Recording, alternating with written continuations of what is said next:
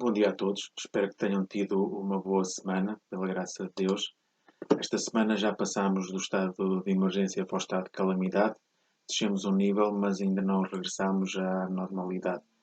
Para uns, normalidade significa ir ao ginásio. Os ginásios oferecem muitos programas para quem quer perder peso e ficar saudável. Alguns até prometem aos meros chonchudos perder até, 25 quilos e desenvolver um estilo de vida saudável. Alguns destes clientes que se inscrevem nestes ginásios acabam por mudar para outros porque se sentem desconfortáveis devido à forma como as pessoas magras olham para elas e comentam o seu corpo fora de forma. No novo ginásio, ao sentirem que há um ambiente positivo e acolhedor, acabam por malhar todos os dias, conseguindo uma perda de peso saudável. Eu cá prefiro malhar num bom cozido à portuguesa ou numa boa feijoada à transmontana, mas gostos não se escutem. Há 2000 anos atrás, Jesus veio chamar os espiritualmente fora de forma a segui-lo. Levi era uma dessas pessoas. Jesus viu Levi sentado na sala da alfândega e disse: Segue-me. Marcos 2,14. As suas palavras cativaram o coração de Levi e ele seguiu a Jesus. Os cobradores de impostos, de uma forma frequente, eram desonestos, gananciosos nas suas transações e eram considerados religiosamente imundos. Quando os líderes religiosos viram Jesus comer na casa de Levi, com outros coletores de impostos, perguntaram: Por que come e bebe ele com os publicanos e pecadores? Marcos 2,16. Jesus respondeu: Os sãos não necessitam de médico, mas sim os que estão doentes. Eu não vim chamar os justos, mas sim os pecadores ao arrependimento. Marcos 2,17. Jesus veio para salvar os pecadores, nos quais estávamos incluídos. Ele ama-nos, acolhe-nos e convida-nos a segui-lo. À medida que caminhamos com ele, ficamos cada vez mais em forma espiritualmente. Os braços acolhedores de Jesus estão sempre abertos. Deus chamou a nossa atenção na cruz. Ele mostrou quanto nos ama, se preocupa e se interessa por nós. Ali revela-nos que há uma porta, que há uma saída e que há uma vida melhor, sobretudo uma esperança.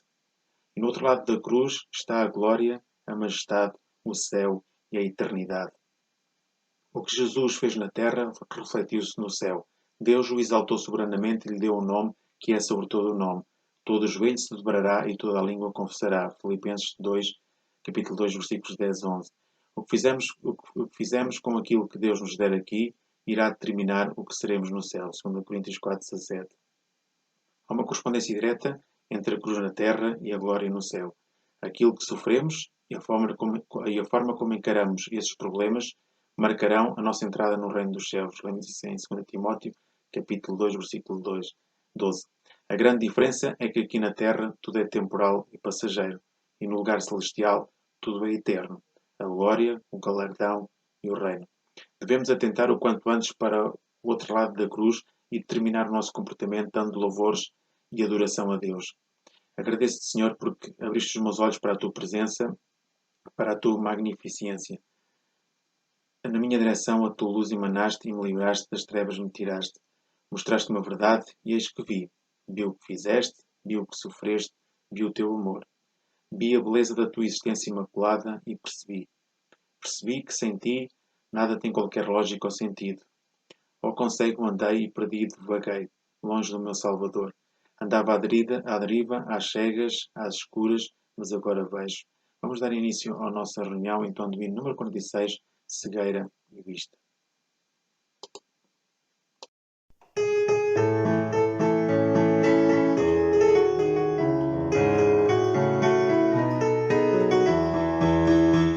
Ao cego eu andei perdido, vaguei longe, longe do meu Salvador.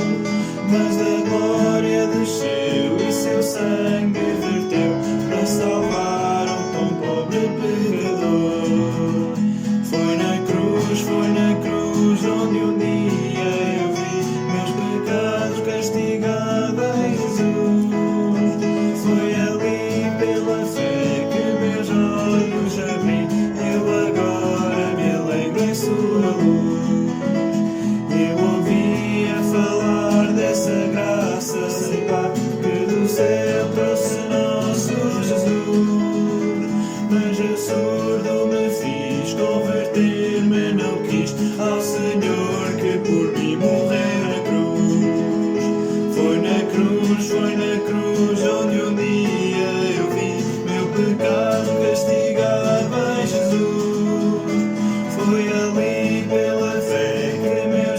olhos abri, eu agora me alegro em sua luz.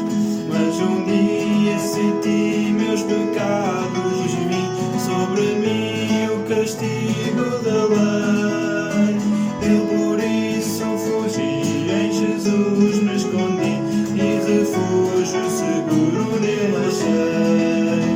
Foi na cruz onde um dia eu vi meu pecado castigado em Jesus. Foi ali pela fé que meus olhos abri, eu agora me alegro em sua luz. Tão feliz me senti desde que conheci esse imenso e notável amor que levou meu Jesus a sofrer lá na cruz para salvar um tão pobre pecador. Foi na cruz onde um dia eu vi meu pecado castigado em Jesus. Foi ali pela fé que meus olhos abri, eu agora me alegro em sua luz.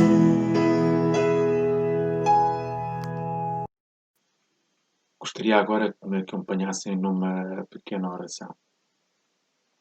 Pai querido, louvamos-te nesta manhã, gratos por mais um dia de vida que nos concedes.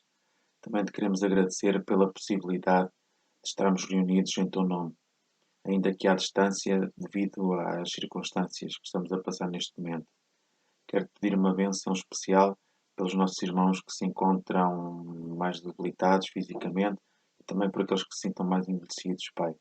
Dá-lhes o teu auxílio, o teu alívio, a tua proteção. Dá-lhes aquela paz que só tu sabes dar, Pai. Também te quero pedir por aqueles irmãos que continuam a trabalhar, e nomeadamente os que estão na linha da frente, sei com eles e concede-lhes também a tua proteção. Os que estão em confinamento, Senhor, que possam sentir algum problema de solidão, Pai, que este tempo seja um tempo enriquecedor para eles, que o tempo que neste momento temos que nos sobra, possamos ter uma experiência maravilhosa contigo, mais enriquecedora, possamos estar mais perto de ti, Senhor.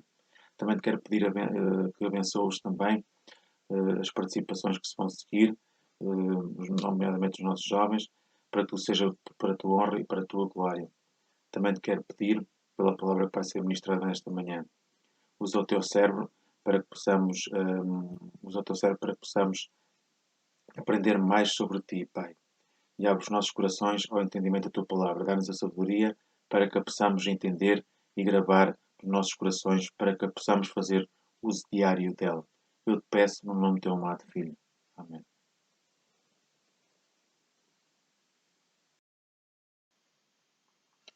Vamos agora escutar os anúncios que o Paulito nos traz esta manhã. Bom dia, irmãos. O irmão Girão de Vila Verde ainda está internado no CHUC, continua a necessitar muito das nossas orações. Também o irmão Varandas está ainda internado, mas está a recuperar favoravelmente. Não esqueçamos de orar também a favor do irmão Samuel Oliveira, da sua recuperação, também a favor da irmã Esmeralda Mota, da irmã Arminda, do irmão António Vilela, também do irmão José de Almeida, também. E relativamente à irmã Luísa, ela já fez o teste ao Covid-19 e o resultado, graças a Deus, foi negativo. E é tudo. Muito bom dia. Diz-nos as Sagradas Escrituras, no capítulo 7, do versículo 15 de Romanos: Portanto, acolhei-vos uns aos outros, como também Cristo nos acolheu para a glória de Deus. A população mundial ultrapassou a fronteira dos 7 bilhões de habitantes. Multidões acotovelam-se nos grandes centros urbanos, mas a maioria é formada por uma massa sem rosto e sem identidade. Caminham anónimas, blindadas pela solidão. Há muita gente solitária, dentro das famílias e até dentro das igrejas. Há mulheres viúvas de maridos vivos, vivendo sozinhas, sem afeto e sem companheirismo. Há filhos abandonados pelos pais. Há pessoas padecendo da dor da viuvez, sentindo uma dolorosa saudade de quem partiu. Há idosos esquecidos pelos filhos, precisando de um abraço ou de um beijo acalentador. Há idosos abandonados em lares a sofrer a amarga solidão, assim como há muitos esquecidos nas prisões. O apóstolo Paulo sentiu na pele a dor da solidão. Na segunda vez que esteve preso, em Roma, escreveu a segunda carta a Timóteo e pediu para que ele fosse vê-lo depressa. Mesmo revestido de forças por Deus e com o fito de cumprir o ministério e enfrentar o martírio, Paulo precisava de um ombro amigo ao seu lado nesta hora dolorosa. A solidão é a dor de nos sentirmos sós nas horas cruciais da nossa vida. Não ter um ombro amigo para as horas de maior aperto. Talvez alguém que nos esteja a ouvir e a ver esteja a enfrentar esse drama. Jesus também lidou com essa situação no jardim de Getsemane, na hora em que esteve prostrado, com o rosto em terra, em lágrimas e suando sangue, estava só. Mas pela oração triunfou e saiu desse vale de dor consolado e capacitado para enfrentar a cruz. Ainda que os nossos amigos estejam distantes, na hora das nossas aflições, devemos saber que Deus recolhe as nossas lágrimas, refrigera a nossa alma e alivia a nossa dor. O Senhor é um amigo que nunca te deixará. A Bíblia diz-nos em Deuteronômio, capítulo 31, versículo 8, o Senhor, pois, é aquele que vai diante de ti. Ele será contigo, não te deixará, nem desamparará. Não temas, nem te espantes. Quando te sentires sozinho por causa da morte de um familiar, Deus está contigo. Salmo 23:4. Ainda que eu ande pelo vale da sombra da morte, não temerei mal algum, porque tu estás comigo, a tua vara e o teu cajado me consolam. Mesmo que os nossos pais nos rejeitem, Deus nunca nos rejeitará. Salmo 27:10. Se o meu pai e minha mãe me abandonarem, então o Senhor me acolherá. Deus nunca nos deixará órfãos. João 14:18. Não vos deixarei órfãos, voltarei a vós. Nunca estamos completamente sós. Hebreus 13:5, ele mesmo disse, não te deixarei nem desampararei. Passar algum tempo sozinho não precisa de ser uma experiência má. Podes usar esse tempo para refletir sobre a tua vida, orar e aprofundar o teu relacionamento com Deus. Jesus gostava de passar algum tempo sozinho com Deus. Transforma os tempos de solidão numa experiência positiva. Quando te sentires sozinho, louva, agradece a Deus por todos os planos maravilhosos que Ele tem para ti. Senhor, dá-nos sempre a tua graça e o teu consolo, a força necessária para viver de uma forma que te agrade. Vamos prosseguir intuindo o hino número 14, Sublime Graça. Diz-nos o autor deste hino, de vãos temores e aflição, a graça me livrou, e doce alívio ao coração em Cristo me otorgou. Se lutas bem, perigos há, se é longo caminhar, a graça a mim conduzirá, seguro ao santo lar.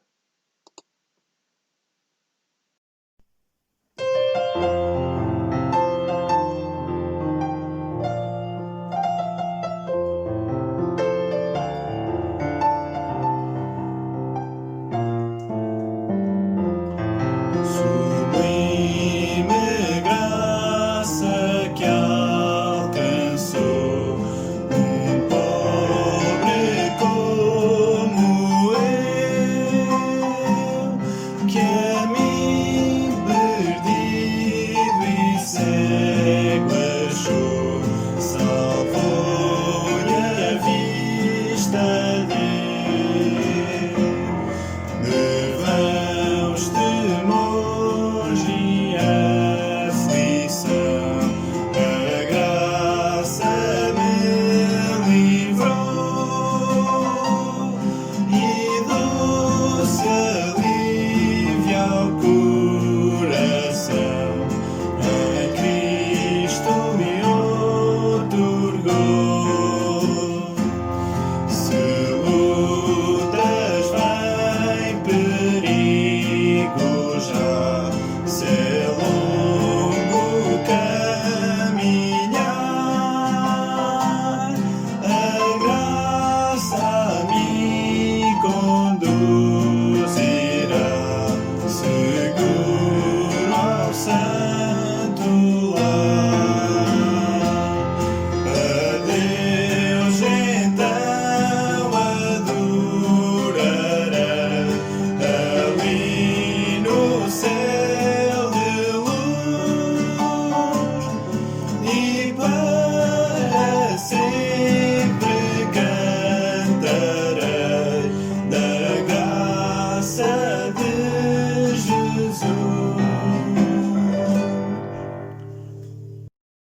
Ele é a imagem do Deus invisível, o primogênito de toda a criação, porque nele foram criadas todas as coisas que há nos céus e na terra, visíveis e invisíveis, sejam tronos, sejam dominações, sejam principados, sejam potestades. Tudo foi criado por Ele e para Ele. Ele é antes de todas as coisas e todas as coisas subsistem nele.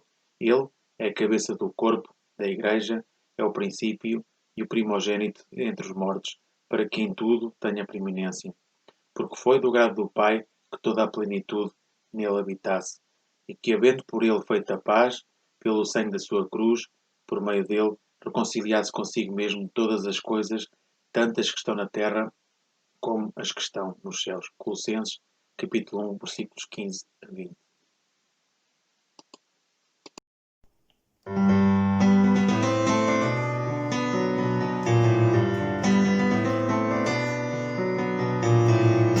Deus Supremo és, soberano em glória, és incomparável, maravilhoso em tua formosura, és incomparável, maravilhoso em tua majestade. Não há outro Deus como Jeová, não há outro Deus além do Senhor, não há no céu, não há na terra, não há no mar, Deus como o Senhor. Deus Supremo és, soberano em glória, és incomparável, maravilhoso em tua formosura, és incomparável, maravilhoso em tua majestade. Não há outro Deus como Jeová, não há outro Deus além do Senhor, não há no céu, não há na terra, não há no mar, Deus como o Senhor, não há no céu, não há na terra, não há no mar, Deus como o Senhor, Deus como o Senhor, Deus como o Senhor.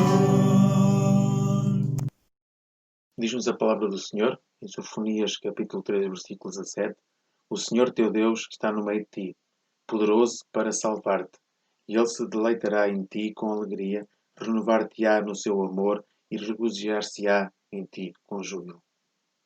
Ele sabe o meu nome. Isaías 43:1: Mas agora, assim diz o Senhor que te criou, ó Jacó, e te formou, ó Israel: Não temas, porque eu te remi, chamei-te pelo teu nome, tu és meu. Ele vê cada movimento meu. Salmo 139, versículo 7.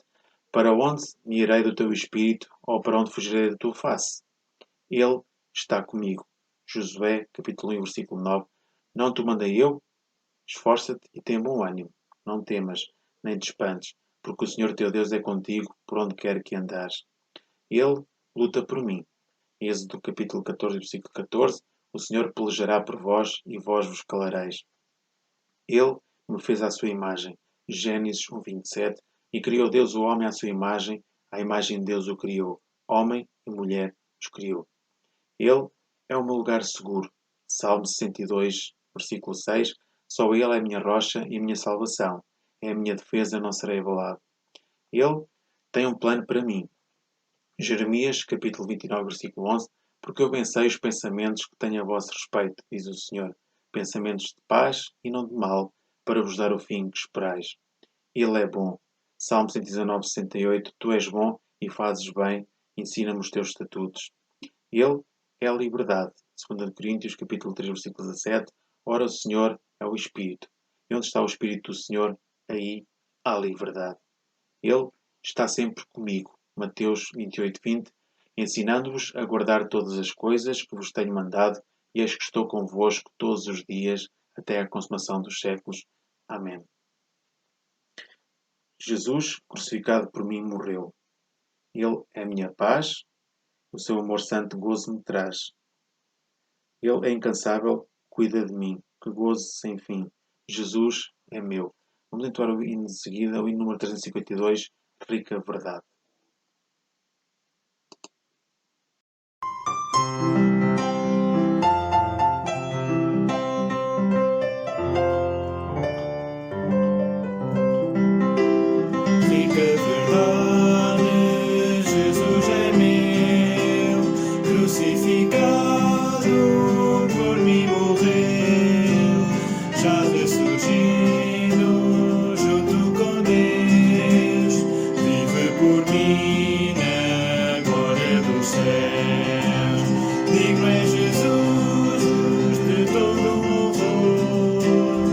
Ele ganhou na cruz nosso amor.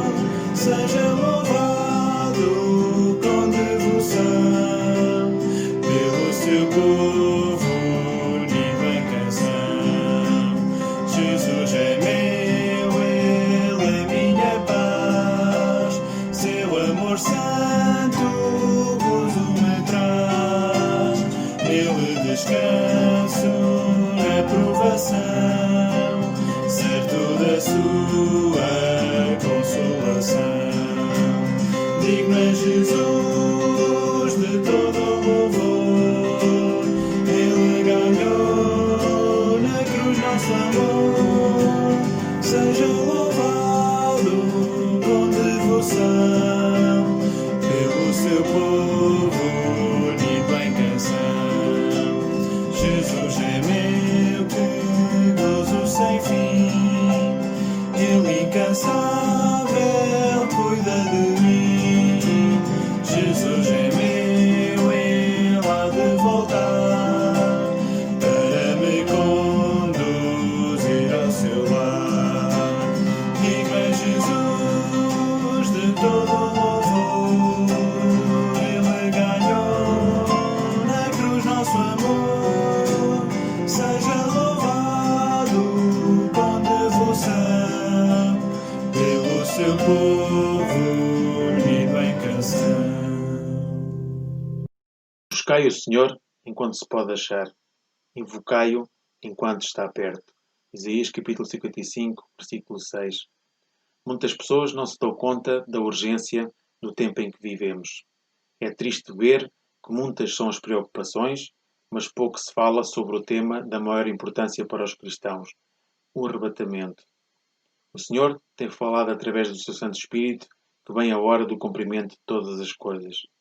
Muitas pessoas procuram o Senhor por muitos motivos, mas o Senhor convida-nos a procurá-lo com todo o nosso coração. Buscar-me-eis e me achareis quando me buscares de todo o vosso coração. Jeremias 29, 13. O Senhor tem-nos chamado ao arrependimento e à comunhão com Ele nestes dias de tribulação. Virá a hora em que o Filho do Homem virá na escuridão da noite, como ladrão, para buscar aqueles que forem achados dignos. Tempo é de louvar ao Senhor. Salmo 100. Celebrai com júbilo ao Senhor todas as terras. Servi ao Senhor com alegria e entrai diante dele com canto. Sabei que o Senhor é Deus. Foi Ele quem nos fez e não a nós mesmos. Somos povo seu e ovelhas do seu pasto. Entrai pelas portas dele com gratidão e em seus átrios com louvor. Louvai-o e bendizei o seu nome, porque o Senhor é bom e eterna a sua misericórdia, e a sua verdade dura de geração em geração.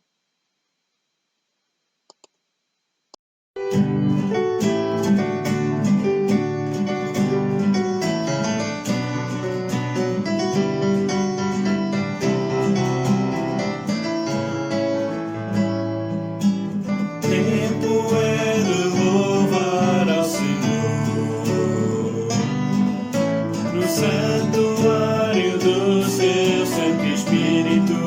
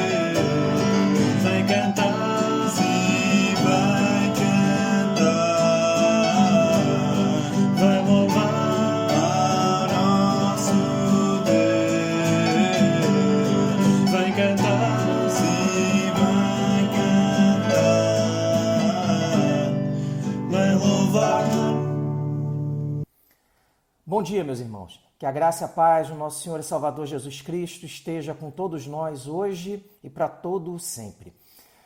Meus irmãos, o tema que eu quero trazer hoje e compartilhar com os irmãos é como nos mantermos com fé, em paz e com esperança em momentos difíceis.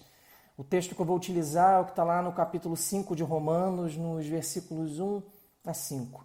E, óbvio, não é segredo para ninguém que enfrentamos momentos difíceis. Essa pandemia do Covid-19 não só trouxe problemas relacionados à saúde, mas também à nossa liberdade. E quando vemos, seja na internet, nos noticiários ou nos jornais, os efeitos que vão ser causados a médio e a longo prazo, não só na saúde, mas também econômicos, sociais, realmente nos trazem preocupação. E pensando nisso, eu quero refletir contigo de que forma esse texto nos ensina a mantermos a fé, a nossa paz e a esperança em momentos de dificuldade. Essa epístola aos Romanos aqui, que vamos ver com um pouquinho mais de calma, embora não saibamos de maneira correta, mas se entende que ela foi escrita pelo apóstolo Paulo entre os anos 57 e 58 depois de Cristo. Essa seria a data provável. A igreja de Roma é uma igreja que não foi fundada pelo apóstolo Paulo. Ela foi fundada provavelmente no ano 33 ou 34 depois de Cristo, inclusive anterior à conversão do apóstolo Paulo, que se acredita tenha ocorrido por volta do ano 36, embora também isso seja uma aproximação. Paulo, apesar de não ter fundado a igreja de Roma e até esse período aqui específico, nunca ter ido a Roma, a visitar a igreja, ele recebe a informação de que a igreja enfrentava alguns problemas doutrinários. Era uma igreja mista, composta não só por judeus, mas também por gentios, ou seja, por aqueles que se converteram ao cristianismo, mas não eram da base judaica, e a igreja enfrentava alguns problemas, dos mais variados.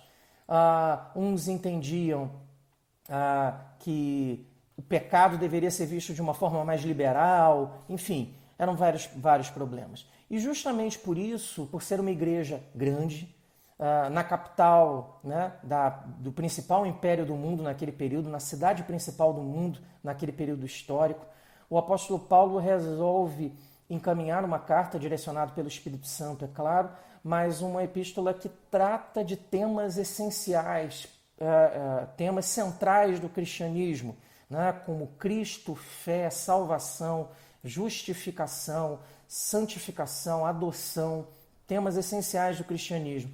E principalmente do capítulo 12 em diante, o apóstolo Paulo ele diz o seguinte: olha, até aqui eu falei sobre a teoria, mas daqui para frente eu vou falar sobre a prática. Como viver como cristão na prática, que não é nada fácil. E nós vamos falar do capítulo 5, então eu vou dar uma passeada histórica sobre os 4 primeiros capítulos, informando aos irmãos sobre o que, né, essa epístola fala progressivamente, até chegarmos ao capítulo 5, e o que essa carta tem a nos ensinar, esse texto especificamente tem a nos ensinar hoje. No capítulo 1, Paulo ele faz uma saudação à igreja, ele se apresenta como apóstolo e ele fala do seu desejo de ir visitar a igreja de Roma, visitar os irmãos em Roma. Na sequência ele fala sobre o Evangelho, especificamente sobre o Evangelho, dizendo que o Evangelho é poder de Deus para a salvação de todo aquele que crê. Ainda no capítulo 1, o apóstolo Paulo fala que todos precisam dessa salvação. Não só os judeus, mas também os gentios, aqueles que não são da matriz do judaísmo originariamente. Paulo continua, avança na sua argumentação no capítulo 2. E ele passa a falar sobre o pecado e os efeitos do pecado sobre a humanidade, mas em específico os efeitos do pecado que recaíram sobre os não-judeus. No capítulo 3, o Paulo muda o foco, fala que esses efeitos do pecado atingiram também o judaísmo, em que pese os judeus terem sido o povo escolhido por Deus para originariamente receberem as mensagens e os profetas. Ele passa e depois fala, então, conclui sobre uma questão da existência de um pecado universal, que atinge a todos em todos os tempos, em todos os momentos, e sobre o destino que está reservado para os homens que desprezam a Deus e as suas leis. Então, Paulo vai progredindo no seu argumento. E aí ele continua e fecha o capítulo 3 dizendo o seguinte, olha, para uma humanidade pecadora só existe uma solução, Jesus Cristo. Ele é aquele que justifica o pecador e o salva. Paulo avança no argumento, vai para o capítulo 4 e usa a argumentação de exemplo de fé do Abraão e ensina, né, no texto que os que buscam a Deus de forma genuína serão abençoados mediante a justificação pela fé. E aí no capítulo 5, o Paulo entra especificamente numa questão relacionada à justificação e aos frutos que acompanham aqueles que são eleitos, aqueles que são de Cristo, aqueles que reconhecem que Cristo é o seu Senhor e o seu Salvador. Então vamos passar ao texto, chegamos agora no capítulo 5, e vamos ver especificamente o que essa mensagem traz para nós sobre como encararmos as dificuldades, as perspectivas, sem desanimarmos na fé, na esperança. Olha o que o texto diz para nós aqui, Romanos capítulo 5, versículos 1 a 5. Justificados, pois, mediante a fé, temos paz com Deus por meio de nosso Senhor Jesus Cristo, por intermédio de quem obtivemos igualmente acesso, pela fé, a esta graça na qual estamos firmes e gloriamo-nos na esperança da glória de Deus. E não somente isto, mas também nos gloriamos nas próprias tribulações, sabendo que a tribulação produz perseverança, e a perseverança experiência, e a experiência esperança. Ora, a esperança não confunde, porque o amor de Deus é derramado em nosso coração pelo Espírito Santo que nos foi outorgado. O que essa mensagem ensina para nós? O texto aqui no versículo 1, ele já começa dizendo o seguinte, olha, justificados, pois, mediante a fé. O que é justificado?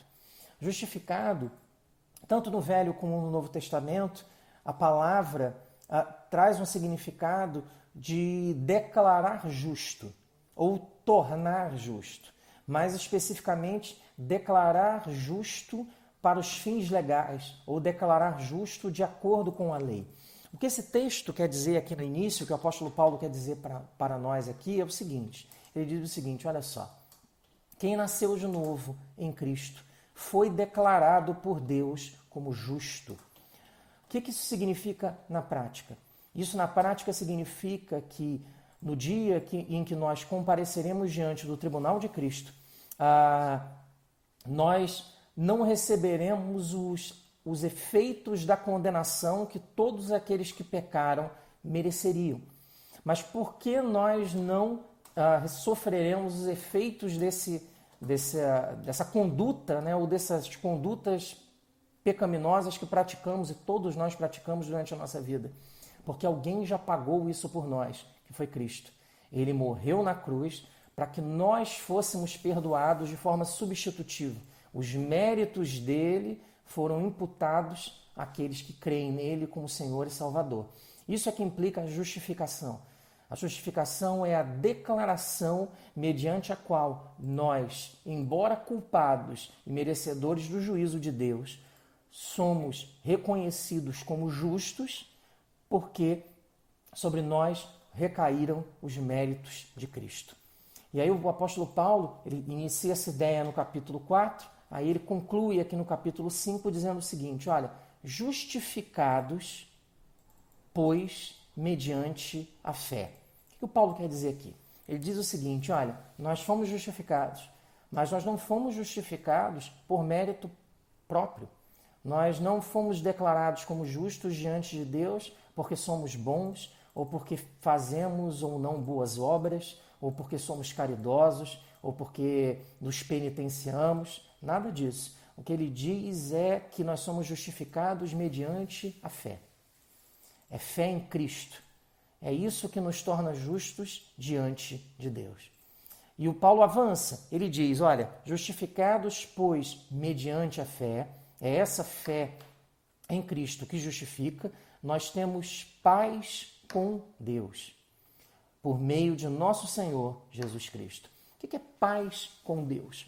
O apóstolo Paulo quer deixar bem claro aqui, ele desenvolve essa ideia em outras epístolas dele, também aqui em Romanos, anteriormente. Ele diz o seguinte, olha, existem dois status pela qual o homem está diante de Deus. Ou ele é inimigo de Deus, ou ele é filho de Deus.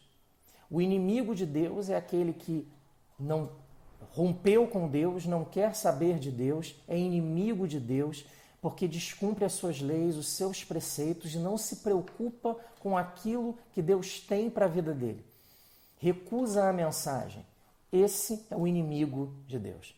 Vive como se Deus não existisse.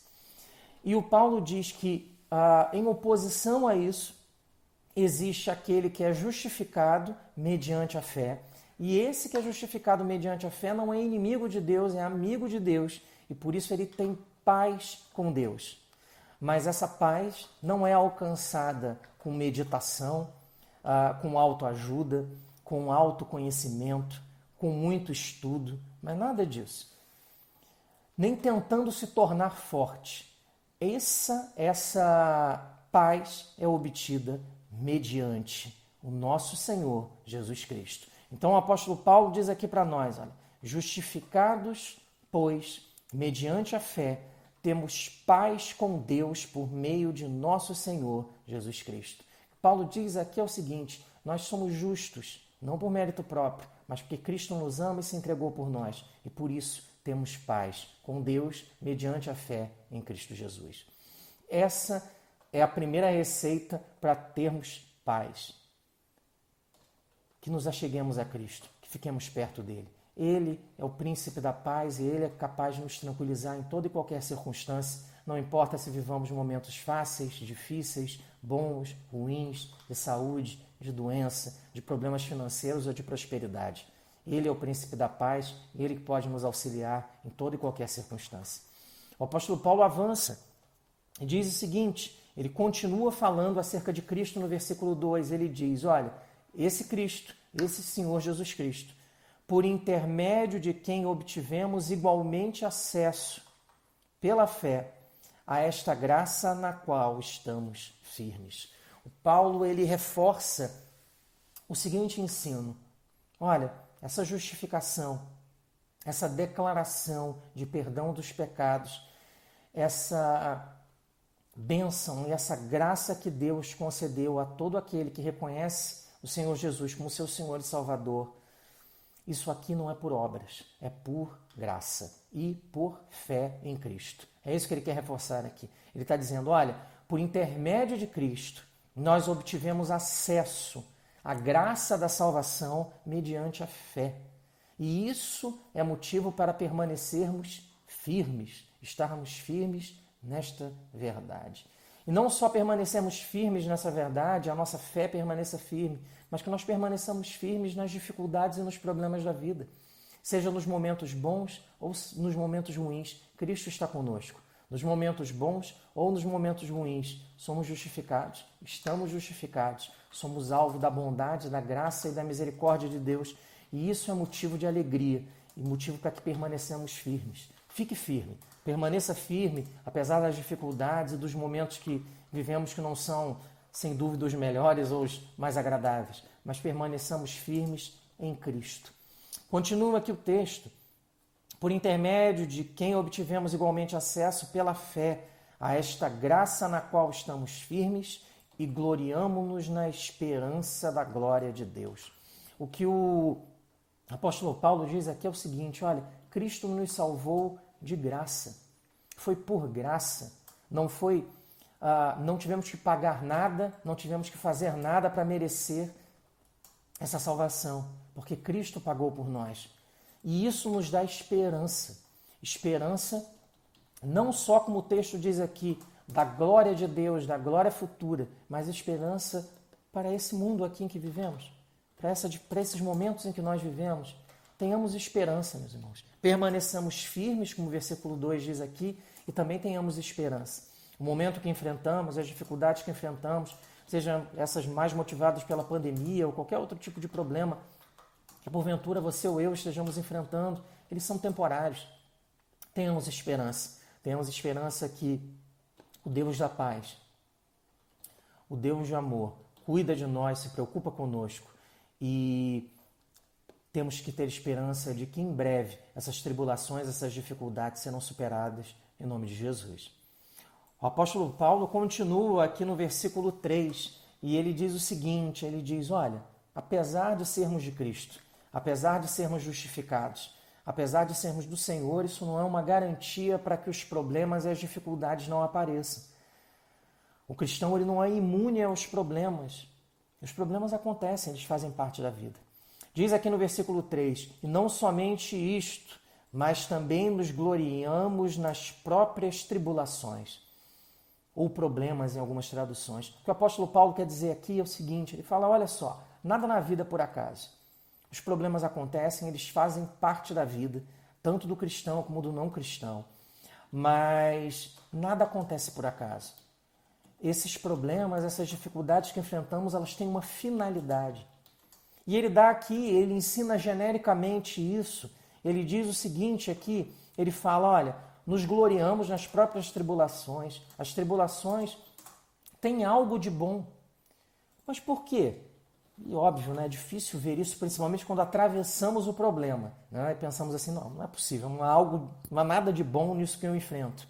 Mas o que o apóstolo Paulo diz é o seguinte, Deus controla a nossa vida, Ele sabe aquilo que sofremos, o que experimentamos, o momento que vivemos. Ele não dá nada, ou não permite que nada aconteça na nossa vida, que não tenhamos a capacidade de suportar e superar. Então ele diz o seguinte, mas também nos gloriamos nas próprias tribulações, ou seja, os problemas também têm o seu lado positivo. Por quê? Sabendo que a tribulação produz perseverança. O que o apóstolo Paulo quer dizer aqui é o seguinte, olha, os problemas fazem com que nós perseveremos, com que não desistamos, que tenhamos resistência, que fiquemos mais resistentes, que a nossa fé seja provada e que a nossa fé saia vencedora ao final dos problemas. Em especial, após a resolução do problema, quando eu olho para trás, eu falo assim, olha, o Senhor estava comigo. Ele é que permitiu que eu não desistisse. Ele é que permitiu que a caminhada fosse mais branda. Ele é que me sustentou durante o período da dificuldade. Ele é que me encheu de poder e me deu a resistência para eu superar os problemas. Então ele diz aqui, a tribulação produz perseverança.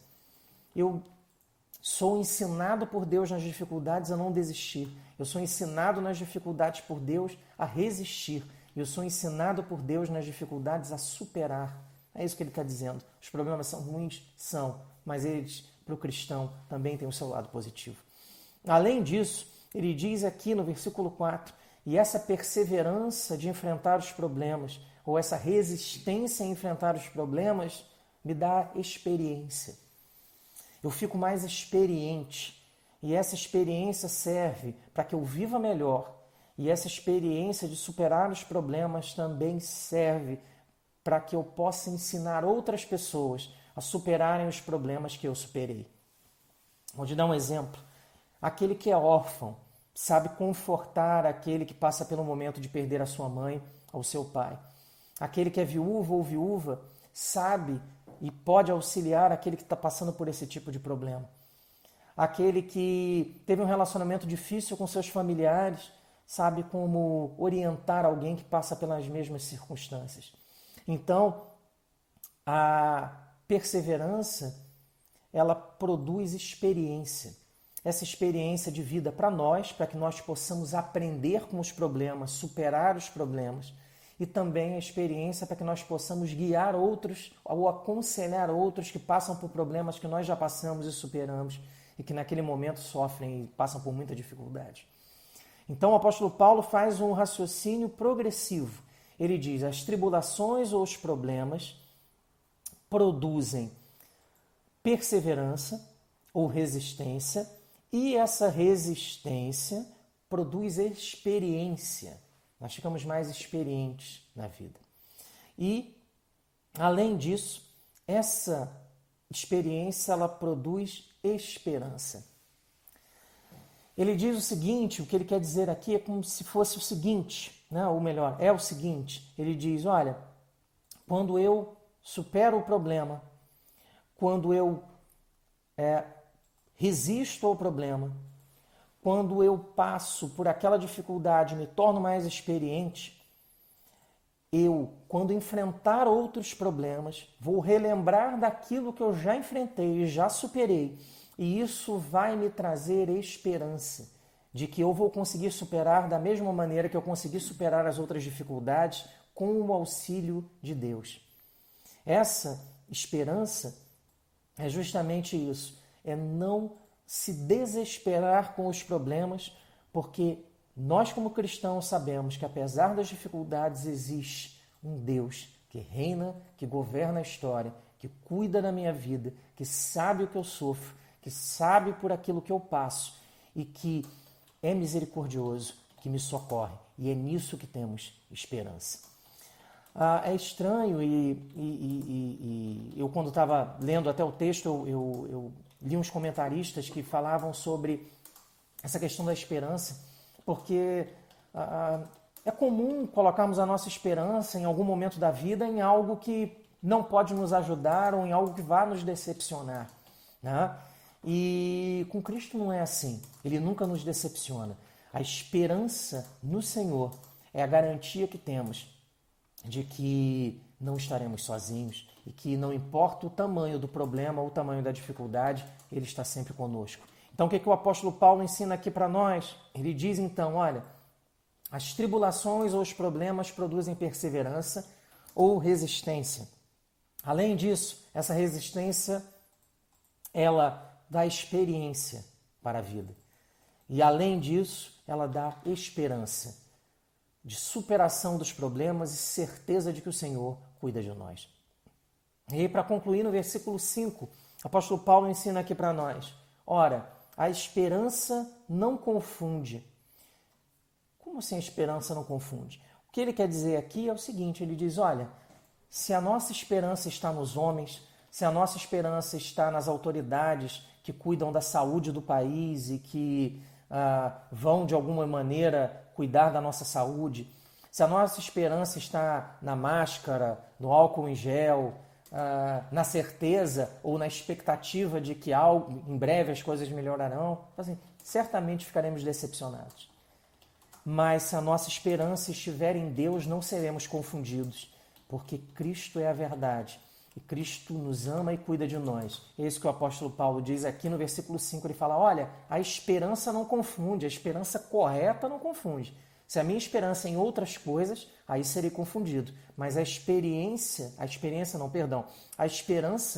correta não confunde. E essa esperança é em Deus. E aí ele continua, ora, a esperança não confunde, porque o amor de Deus é derramado em nosso coração pelo Espírito que nos foi outorgado. Ele diz aqui o seguinte, olha, tem esperança em Deus de que os problemas serão superados. Agora, não tem esperança em outras coisas, não se confunda. E se você tem alguma dúvida com relação a isso, pense o seguinte, olha, você quer ter certeza de que Deus te ama e se preocupa contigo? Não se esqueça em nenhum momento, primeiro, Cristo te amou até a morte, até as últimas consequências. Não existe maior prova de amor do que essa. Além disso, Cristo fez isso, pagou o preço para que fôssemos justificados e recebemos o Espírito de Deus que habita dentro de nós. Não há maior prova de amor do que essa, termos Deus habitando dentro de nós. E aí o apóstolo Paulo diz aqui, porque o amor de Deus é derramado em nosso coração pelo Espírito Santo que nos foi outorgado. Ele diz aqui, a prova do amor de Deus é o sacrifício de Cristo, é o fato do Espírito Santo habitar dentro do nosso coração e nos confortar. E ele não foi dado em uma medida reduzida ou com algumas gotinhas. O que o texto diz aqui o amor de Deus é derramado. Ele foi derramado de uma forma plena, sem medida, sem limite. É na sua plenitude. A esperança não nos confunde, não devemos nunca nos confundir, não podemos nos confundir, porque a nossa esperança é em Cristo. E a prova maior de que Deus nos ama, repetindo para concluir, é porque Cristo se entregou por nós e pelo fato de que o Espírito de Deus habita em nós, foi derramado sem medida e nós temos certeza de que Ele nos ama e se preocupa conosco. Vamos concluir então, meus irmãos? Como é que eu mantenho a minha fé? Como eu me mantenho em paz e com esperança em tempos difíceis, de acordo com as Escrituras? Só há um modo: entregarmos a nossa vida a Cristo. Caso contrário, se a nossa vida for dependente das circunstâncias ou dos eventos alegres ou satisfatórios que aconteçam na nossa vida e que experimentamos diariamente, nossa vida nunca será plena. O que esse texto nos ensina então, meus irmãos, sobre fé, paz e esperança em tempos difíceis? Eu resumi aqui algumas lições. Primeiro, os que creem em Jesus estão justificados, ou seja, foram declarados justos e perdoados diante de Deus. Segunda lição, se formos perdoados por Deus, estamos em paz com Ele. Terceira, essa justificação é pela fé e não pelas obras. Ela é um dom gratuito de Deus por intermédio de Cristo. Além disso, ser de Cristo não é uma garantia de que não teremos problemas e tribulações, embora muita gente diga o contrário. Quinta lição, os problemas e tribulações, no entanto, produzem perseverança, resistência, experiência e esperança. E por último, essa esperança que temos, que é em Cristo, ela não muda de acordo com as circunstâncias ou com os problemas. Ela é uma esperança eterna e é uma esperança verdadeira, porque ela está fundada em Cristo e nós sabemos que Ele nos ama. Que o Senhor nos abençoe, cuide de nós, que Ele aplique essa mensagem ao teu coração e ao meu. E eu quero orar para encerrarmos e pedirmos que o Senhor cuide de nós, nos abençoe durante essa semana, nos dê força vinda do alto, para que possamos superar as dificuldades, os problemas e que sejamos crentes de verdade, vivendo do modo pelo qual o Senhor quer, não crentes na teoria, mas crentes que têm esperança naquele que nos ama, naquele que cuida de nós, naquele que se entregou por nós para que fôssemos feitos justiça de Deus. Vamos orar? Senhor, nós te agradecemos, Pai, por mais essa oportunidade de estarmos juntos, não da forma que estamos acostumados, é um jeito diferente da igreja se reunir, mas estamos juntos, Senhor. E o que te pedimos, Pai, é que o Senhor cuide de nós, cuide do nosso coração, Senhor, para que não esqueçamos as verdades que estão na Tua Palavra, para que não esqueçamos aquilo que aprendemos, mas não só que não esqueçamos, mas que coloquemos em prática aquilo que ouvimos, aquilo que lemos, aquilo que o Teu Espírito fala ao nosso coração. Cuida de nós, Senhor, nos dá fé, nos dá esperança, Senhor, para que superemos os problemas, as dificuldades. E o único modo, Pai, de superarmos as dificuldades e os problemas é mantermos os olhos em Ti. Somos gratos porque somos justificados, somos salvos, somos eleitos por Ti, Senhor. Somos gratos por todas essas coisas. E o que nós te pedimos, Senhor, é que o Senhor nos dê coragem e disciplina para que nós apropriemos dessas verdades e vivamos conforme o Senhor quer. Cuida da Tua igreja, cuida, Senhor, dos irmãos, todos os que frequentam a nossa comunidade, para que em breve, Senhor, estejamos juntos e que possamos dar graças por todas as bênçãos que o Senhor derramou sobre nós nesse período de isolamento social. Fica conosco, nos abençoa de uma maneira especial, Pai, para que vivamos da forma como o Senhor quer. É o que te pedimos e agradecemos em nome de Jesus. Amém. Meus irmãos, fiquem com Deus, fiquem todos com Deus e fiquem firmes. Não se esqueçam de que o Senhor nos ama e cuida de nós em nome de Jesus. Amém.